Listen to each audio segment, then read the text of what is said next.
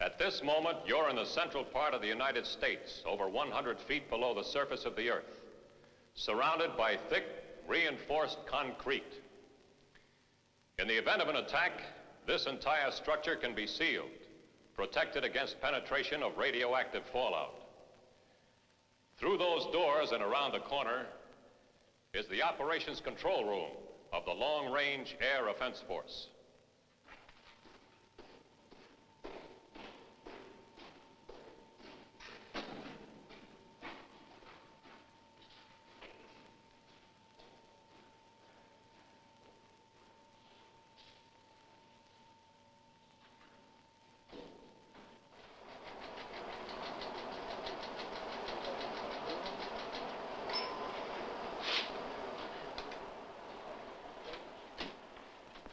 Thank you, Sergeant.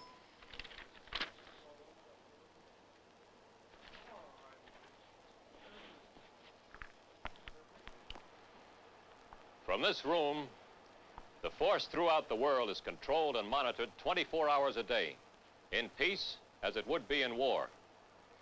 This force is a combat-ready offense force. It is a deterrent force dedicated to the prevention of war, any war, large or small. This offense force is complemented by the Joint Allied Early Warning Air Defense System. Offense Control, Colonel Dawes. Good. Recheck the weather in that area. The last forecast indicated thunderstorms. Right.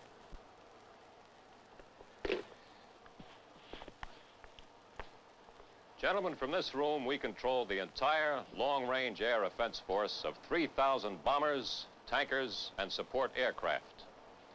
It is a Joint Chiefs of Staff force which is poised, ready to strike targets anywhere in the world, from bases in the United States and overseas. It is the most powerful military force in world history. We are in contact with this force through the most advanced communication system ever built. It affords practically instantaneous communication with over 100 bases in the United States and our many bases overseas. Closed-circuit television provides immediate information to the senior officers of the staff, enabling them to make vital decisions instantaneously. To transmit these decisions to the force, we have this red phone alert circuit.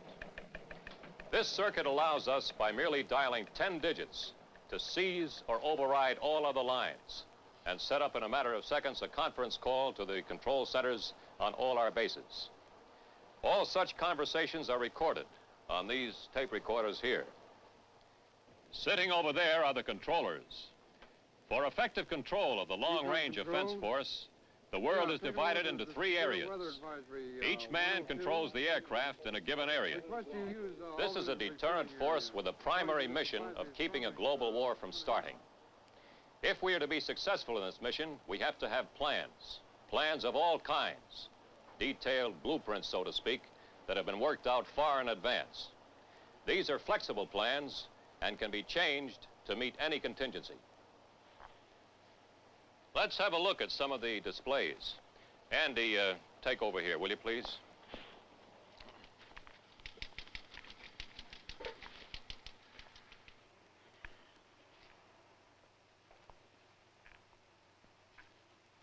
We call this the big board.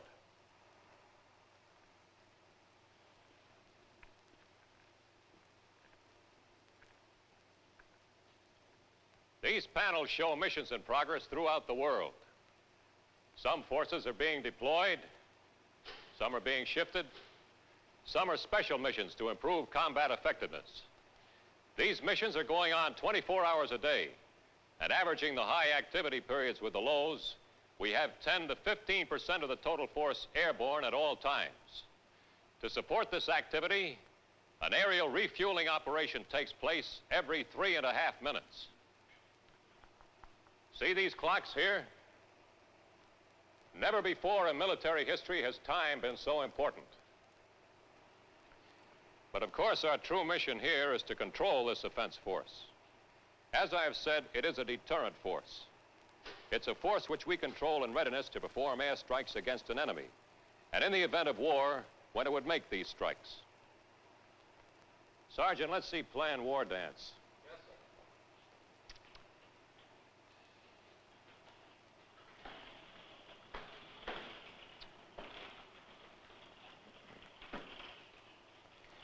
sir. War dance is a typical war plan for our heavy units. The fate of the nation may well be determined on such a board as this.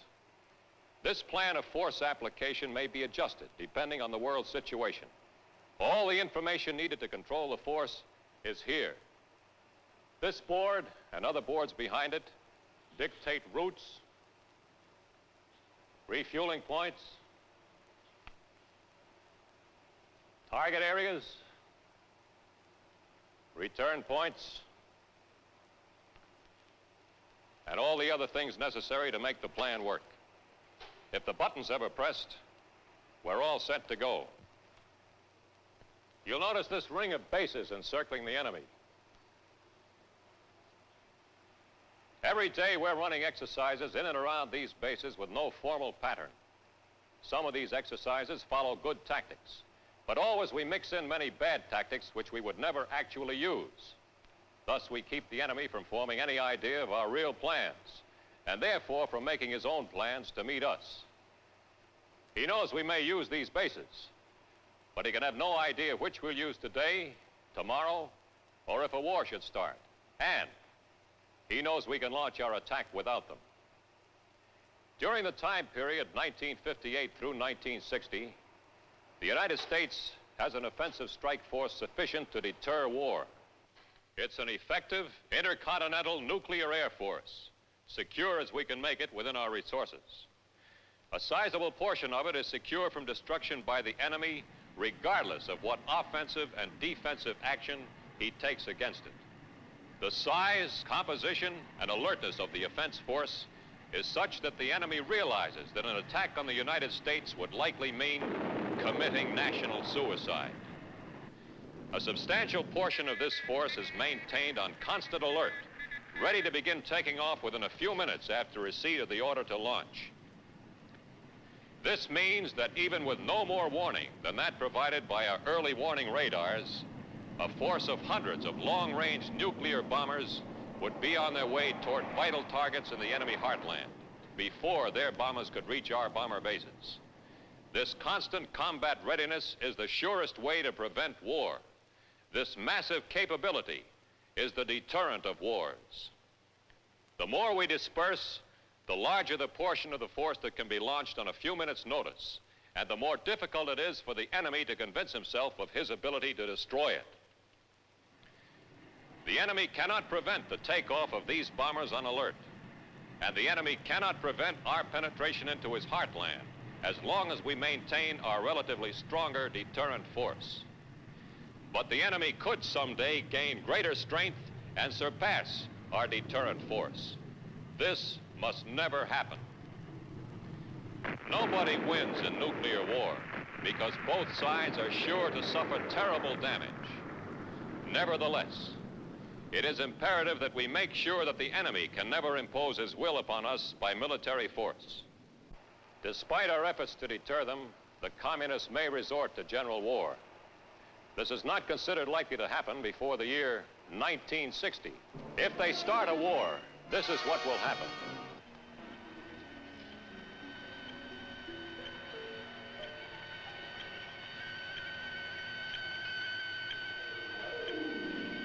The early warning air defense net of the United States and our allies would pick up the first signs of unidentified aircraft. Offense control, urgent. This is air defense. Go ahead, air defense. We have a large number of unidentified aircraft coming in from the north. Our television camera covers our board at this moment. Roger, air defense. We see them. Sergeant Williams, stand by to establish a conference call to all bases. General Larson, please.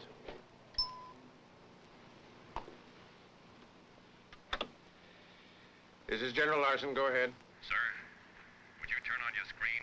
A large number of unidentified aircraft have just appeared. Right.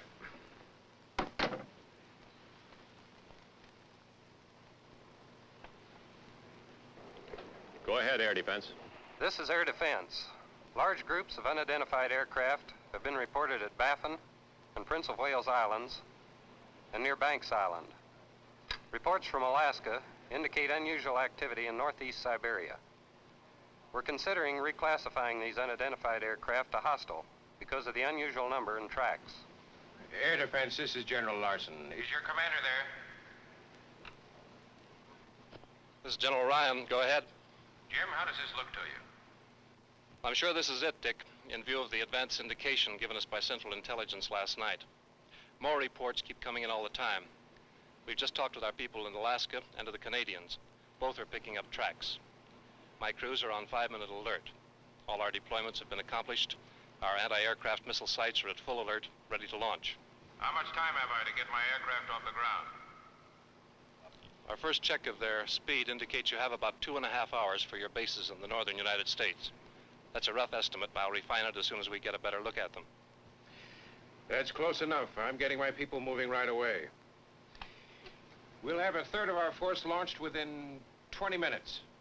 They'll be in strike configuration, but will not proceed beyond Applejack control line without further orders. Please keep us advised. Okay, Dick. Will do. Thanks, Jim.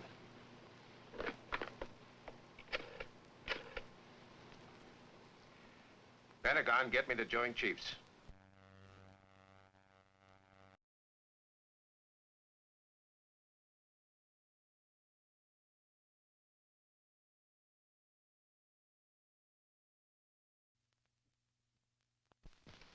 Bill, the alert force can go right now under Plan Quick Strike with positive recall. How much we can save depends on how soon I can give the execution. What are your orders? The President and Joint Chiefs are with me in the command post. Implement Quick Strike. Repeat, implement Quick Strike. I'll forward the release from recall the minute a decision is made. And good luck. Thanks.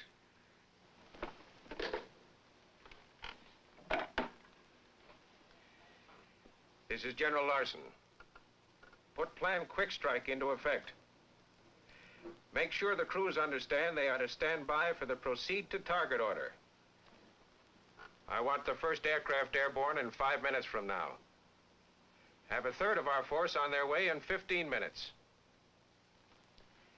Let me know every 15 minutes what percentage of the remaining force is in minimum condition for takeoff, and what percentage fully loaded and combat operational. Also, how soon can we have a strike backup capability for the alert force? And another item. Remind the units that surface evacuation of dependents is automatic with Quick Strike. Yes, sir. Put through the conference call. Notify our people in the Far East and Supreme Allied Command of Europe we're taking off. And tell them if we are authorized to proceed, all our strikes will be on the jointly coordinated series of targets. That is all. Yes, sir. Thank you. This is Colonel Dawes at Defense Force Headquarters. All units implement Plan Quick Strike. H-hour is 1645Z. Repeat. H-hour is 1645 Zulu. Ensure the proceed to target order is understood by all crews. I say again, be sure all crews understand the proceed to target order. Dependent evacuation is automatic with this order. Repeat, dependent evacuation is automatic. Authentication is Mulberry. All stations acknowledge at the count of 5. 1, 2, 3, 4, 5.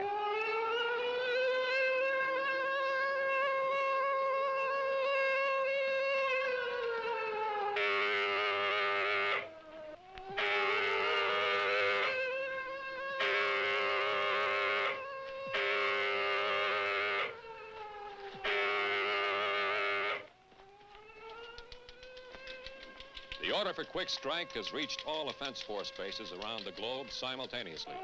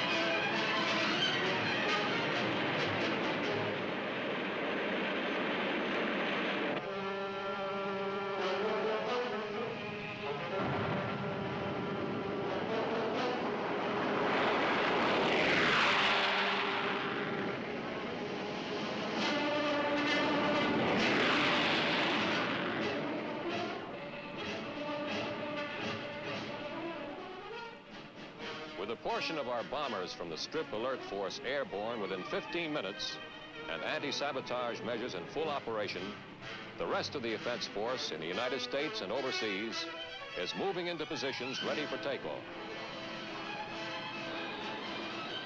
A key part of this offense force is the B-52, the Stratofortress, with its crew of 6 highly skilled men. All the hard, rugged years and 15-hour practice missions, often from Arctic areas, are now going to pay off.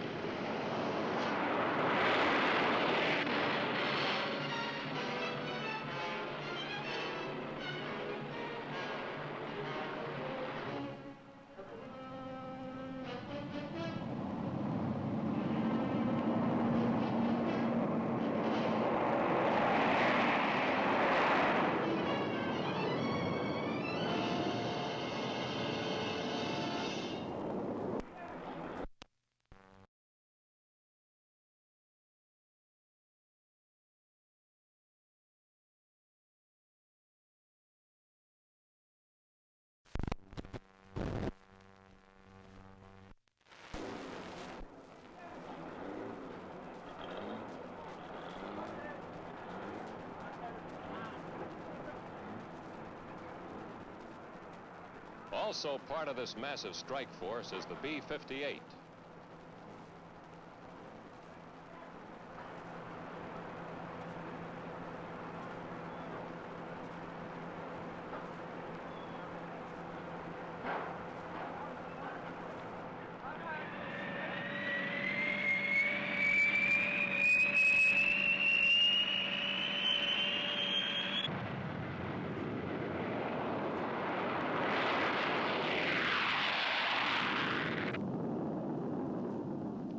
Of all these aircraft, the B-47s, the B-52s, and the B-58s have been carefully timed to take advantage of optimum tactics.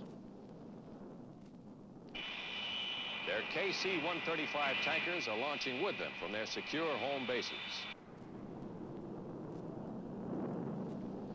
At some point, hundreds of miles from the home bases and high above all the clouds and weather, the KC-135 will deliver their fuel to one or more of the bombers. It is this fuel which will get the bombers to their targets at high or at low altitude, and which will bring many of them back home after the attack. All the planes, all the elements, fit into a plan to make the force operate as a precision instrument.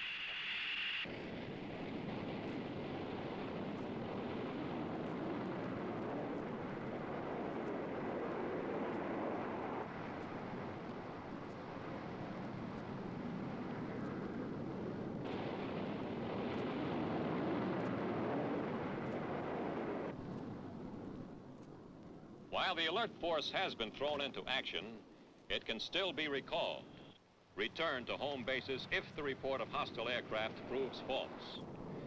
These procedures ensure that the nation's offense force need not be held on the ground until the enemy attack develops as definite. Half an hour has passed since the first report of unidentified aircraft. In the control room, reports of the takeoffs and positions are being tabulated for the command staff, under the supervision of the Director of Operations.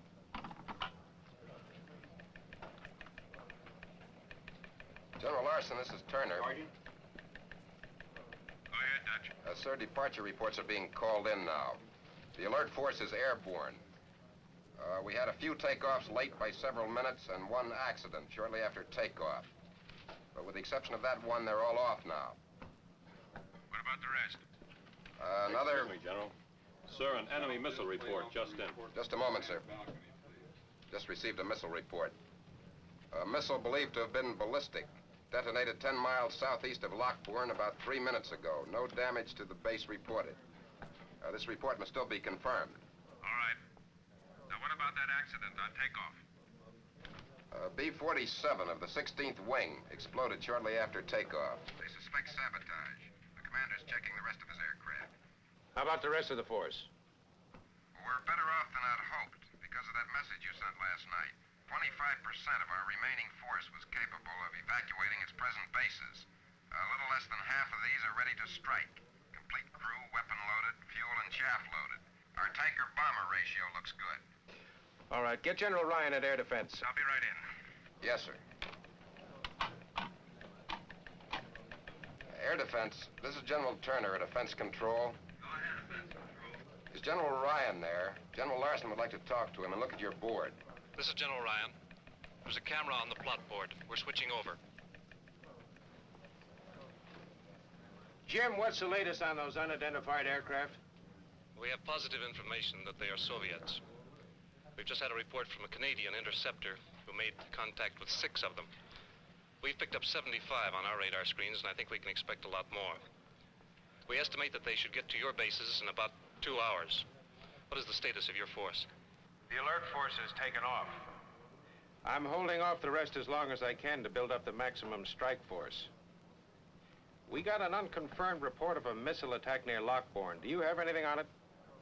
Yes, we picked that up on one of our recorders. Also 2 in Michigan and 1 in Colorado. Is there any particular pattern in the bomber attack yet? No, except that they seem to be spreading out as they get farther south. There's no concentration in any one area. How soon are you taking off for your alternate headquarters? We'll stay until the enemy's bomber attack pattern is determined. They're not likely to hurt us here with a ballistic missile. Have you spotted anything faster than a Bison? No, nothing except those ballistic missiles. General Bates, the vice commander, will be in command at Hillbilly, our alternate headquarters. He's on his way. We'll have to give the Soviets credit for picking this place as an important target and launching several bombers against it. I don't doubt that they can hit it. Please keep me informed. I'll let you know when I leave. Sure will, Dick. Good luck. Dutch, what's the status of our move to alternate headquarters? The aircraft and all personnel, except your key people, are standing by at base ops. Good. Yes? General? An orbiting aircraft reported that Advanced Base Blue Jay was hit by an enemy missile. Extensive damage appears to have been done to the 2 KC-97 squadrons there. 6 other advanced bases report missile explosions, but no hits. Those tankers weren't supporting alert, were they? No, sir. They were part of that post-strike pool for the very deep B-52 strike. Means at least 10 less B-52s will make it back home. So the pattern is beginning to unfold. The Soviets have launched a surprise air attack. Still, not knowing the enemy's intention, our offense force can only be ready to hit back. By giving up the initiative, the West must expect to receive the first blow. 50 minutes have elapsed since the unidentified aircraft were picked up on the North American radar screens.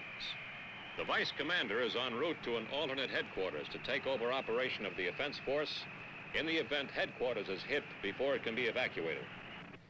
Meanwhile, General Larson remains in command at headquarters. Get air defense and find out if there's any pattern yet.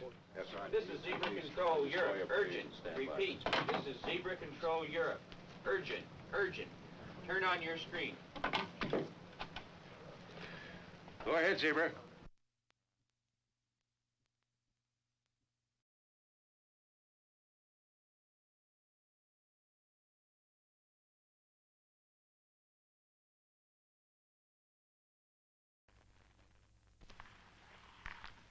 We've just received reports that large groups of Soviet aircraft have been sighted over Germany, France, Denmark, the Netherlands, and Belgium.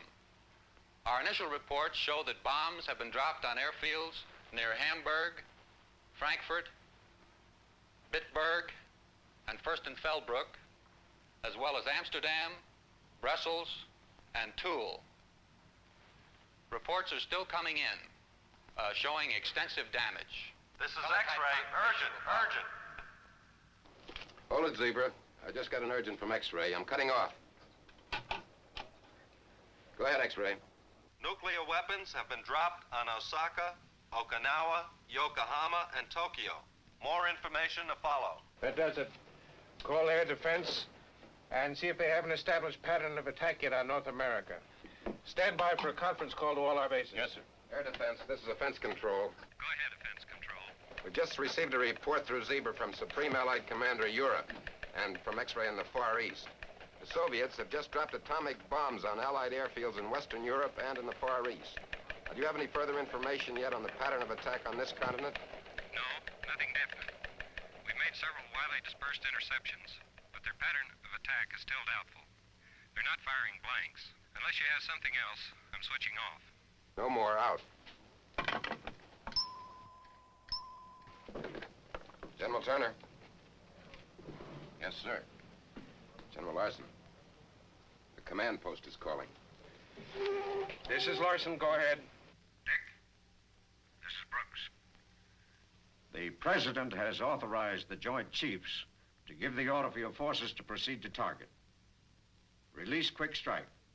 Repeat, you are authorized to give the order to proceed to assign targets. Release quick strike. That is all. Acknowledge. Roger.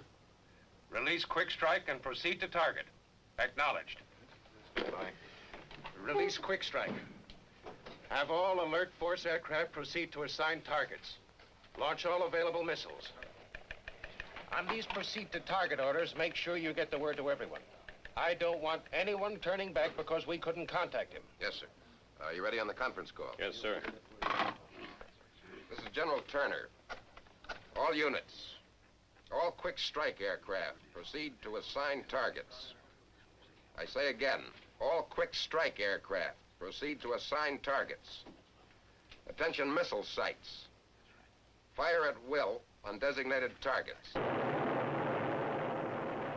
Repeat, fire at will on designated targets.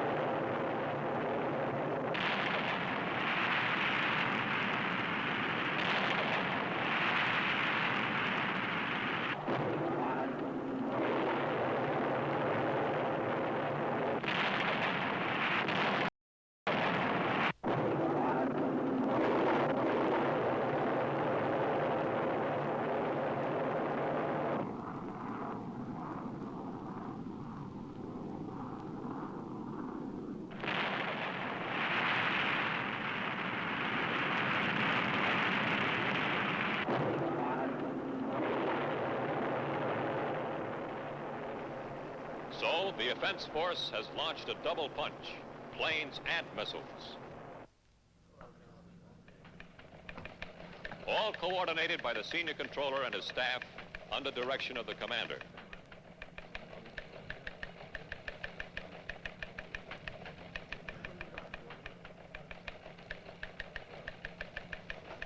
Give me your attention here, please.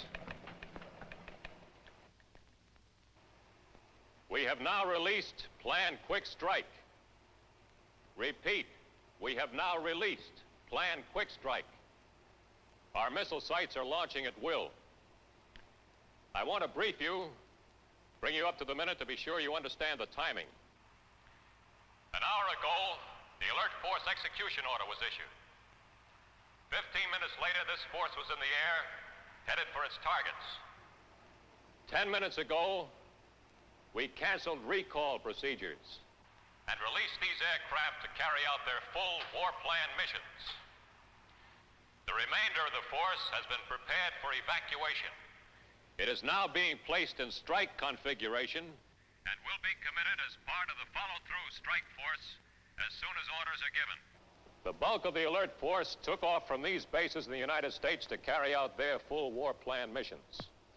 These were the takeoff base areas for the forces in the United States. The rest were launched from overseas.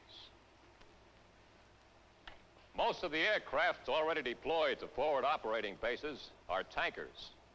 Some of the medium bombers took off from intermediate bases. And from the United Kingdom, North Africa, Alaska, and the Far East. These aircraft will rendezvous with their tankers in these refueling areas. Refueling report should be coming in within the next hour. Those aircraft taking off from forward bases will approach the Soviet early warning radar net, shown here by the dotted line,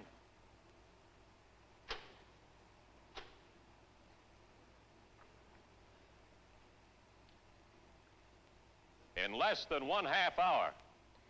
Lead aircraft of these other attacking forces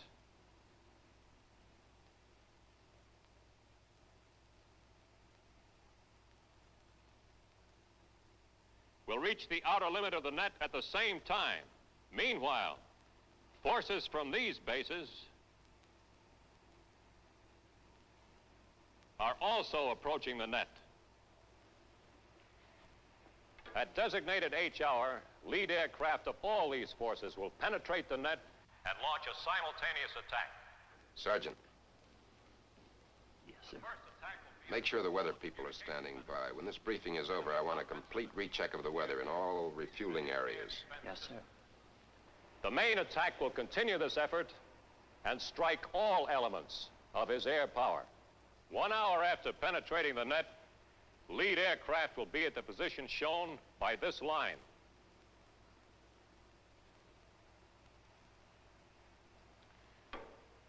Remember, this is a bomb-as-you-go concept.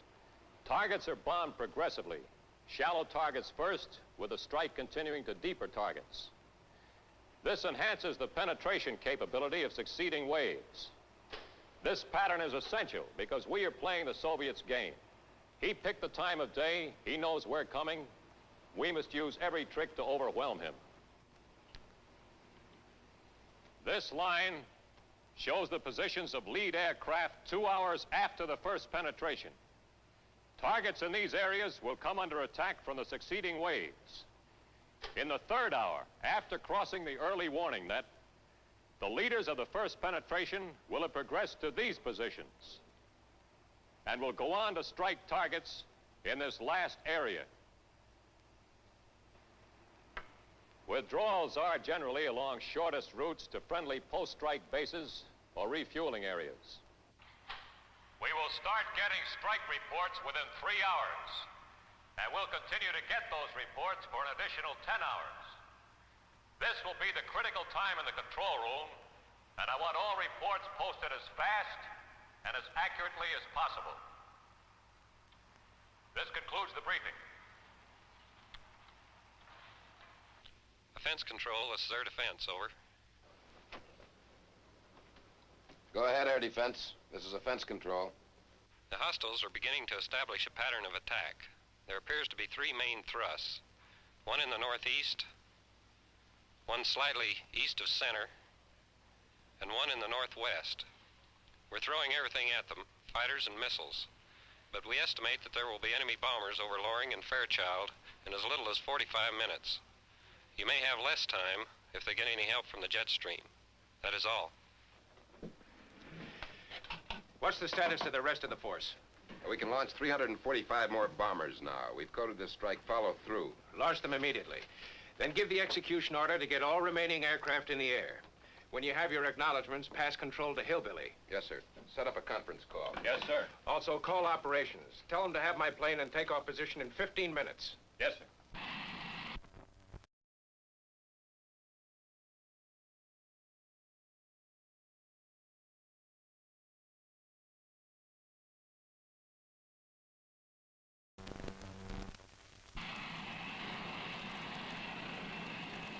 Some of our bombers are equipped with weapons that can be launched several hundred miles from the target.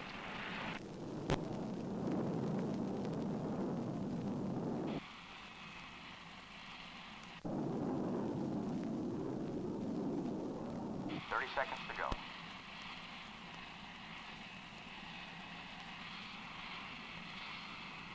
PDI right. PDI center. Offsets check.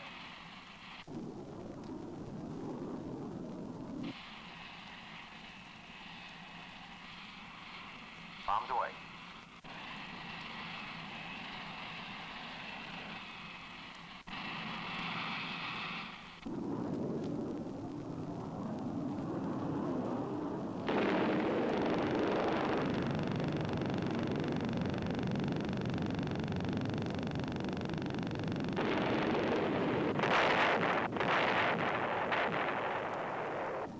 bombers of our air offense force, singly and in small groups, are fanning out across the length and breadth of the aggressor nation, retaliating against Soviet air power and other war-making and war-sustaining resources.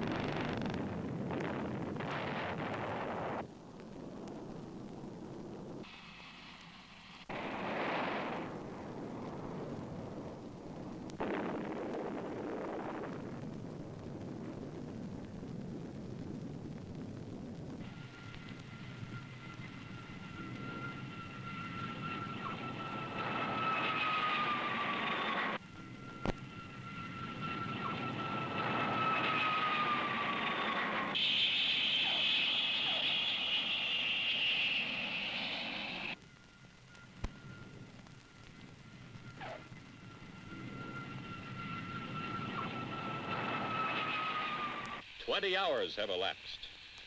The commander and his staff are at alternate headquarters. Most aircraft have landed at their post-strike bases, either at intermediate or advanced stations, or back at their home bases in the United States. Now to the reports from those who've been over the targets. On them hinge future actions, future strikes, and the war itself. In the control room of the alternate headquarters, controllers are busy tabulating the reports. From them, the planning staff will determine additional targets to be struck in subsequent attacks. Mike, what are the latest totals on aircraft return? Your board shows only about 25% of your aircraft at recovery bases. That's right, but 10 of the 14 recovery bases have been bombed, which forced the aircraft to land at other bases. How many reports have you from quick strike and follow through? We have strike reports of 2/3 on quick strike, but less than 1/2 on follow through. Keep trying to find out where they are, huh? Will do. Guards, let's have a situation report. Sir, we're having some difficulty getting information. What we have may change as more reports come in. Sergeant, uncover the operations summary board, please.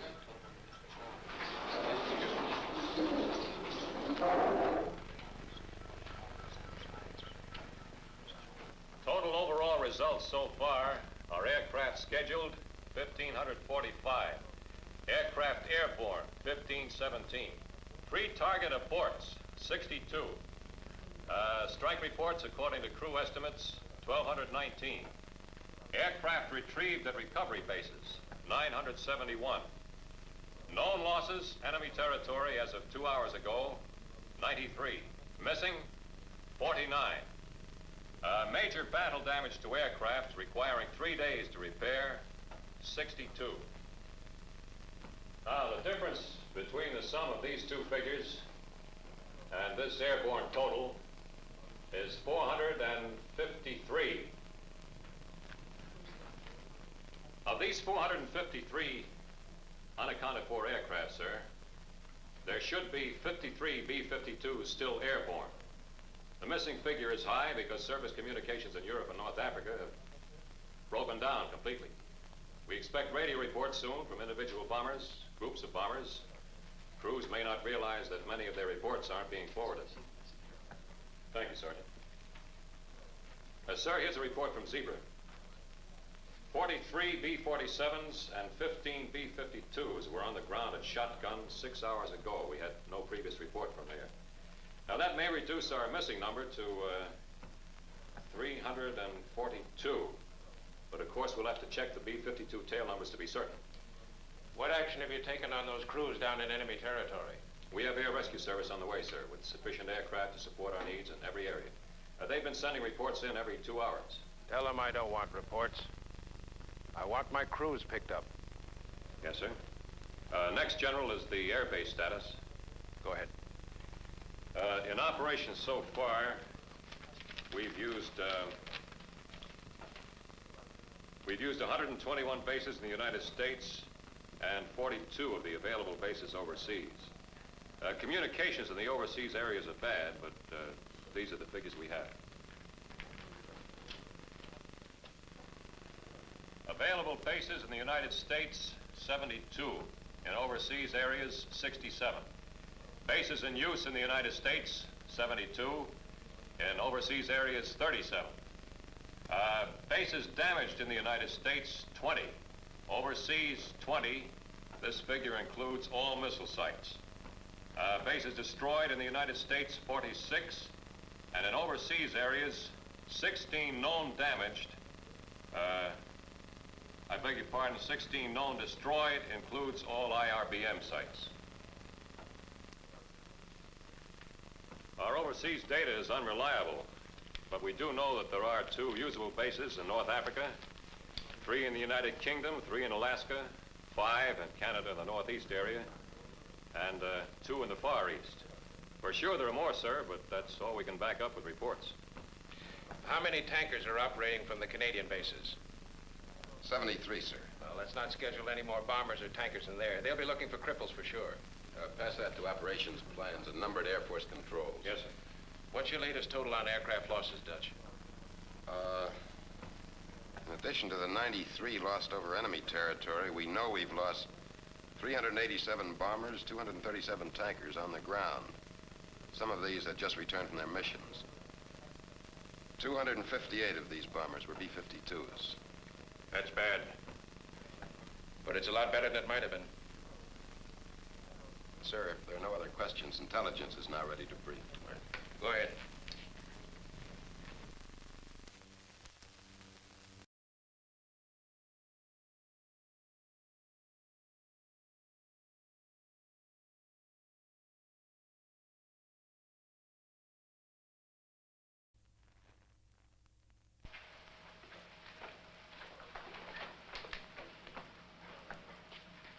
Sir, we have 625 strike reports in and 182 debriefing reports, but our evaluation is limited.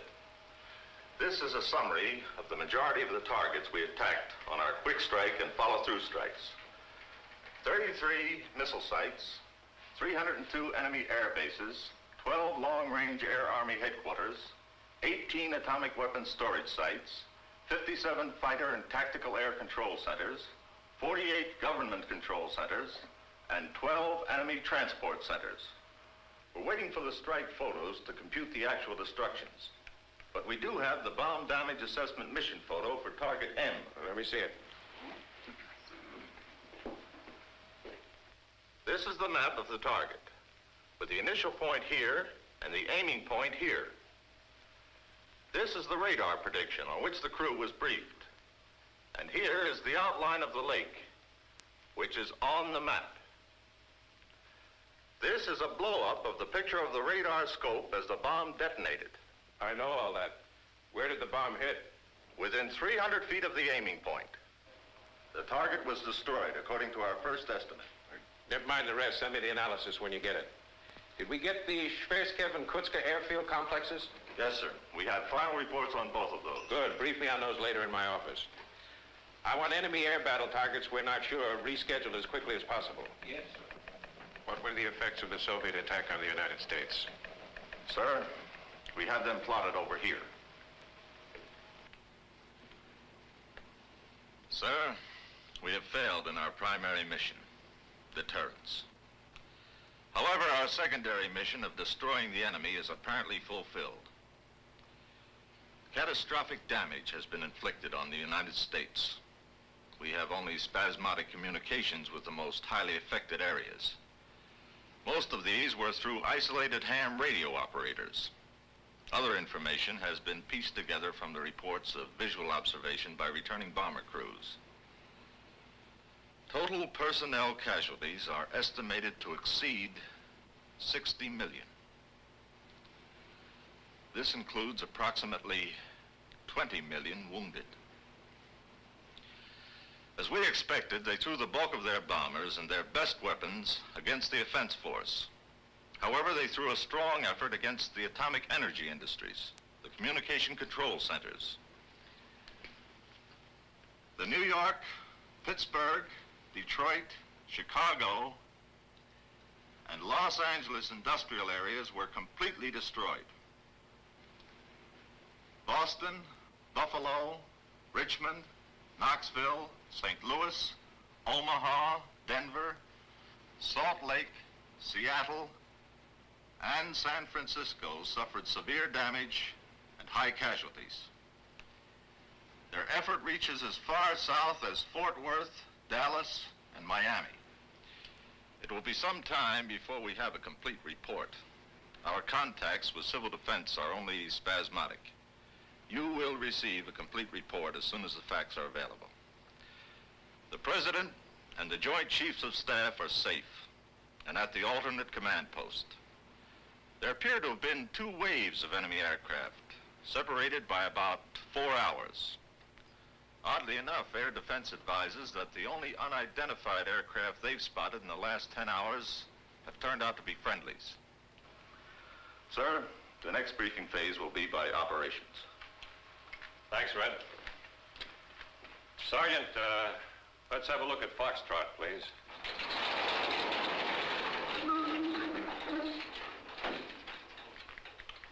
Sir, we're operating under Plan Foxtrot. The next attack is scheduled for takeoff in 7 hours. It consists of 123 strike aircraft, 52 are support missions for Europe and the Far East. What are the remaining 71?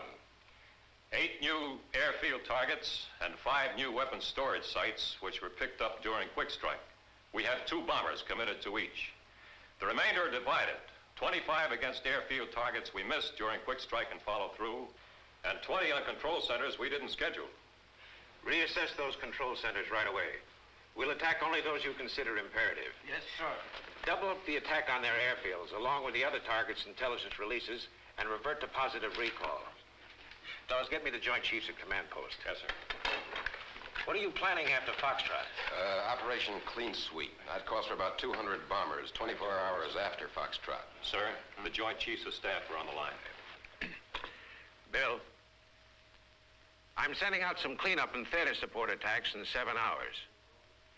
I've got a feeling that after the next strike, we may have control of the air.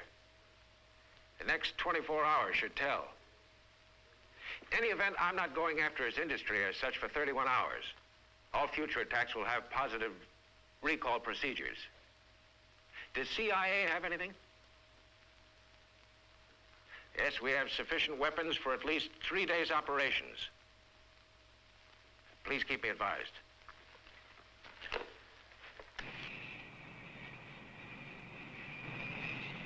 In war for survival, how soon can a nation surrender? When its military power is destroyed and its communications and governmental centers shattered, we must give him every chance, take every precaution to ensure that no bomb falls after he acknowledges defeat.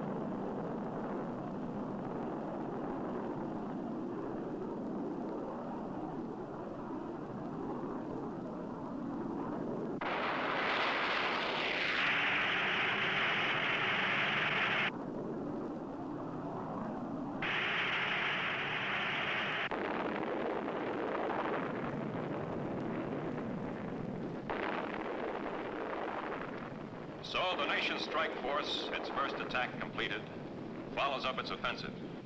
The main effort concentrated against Soviet air power, airfields, bomb and fuel depots. Already, more destructive power has been delivered than has been expended in all the wars in the history of man.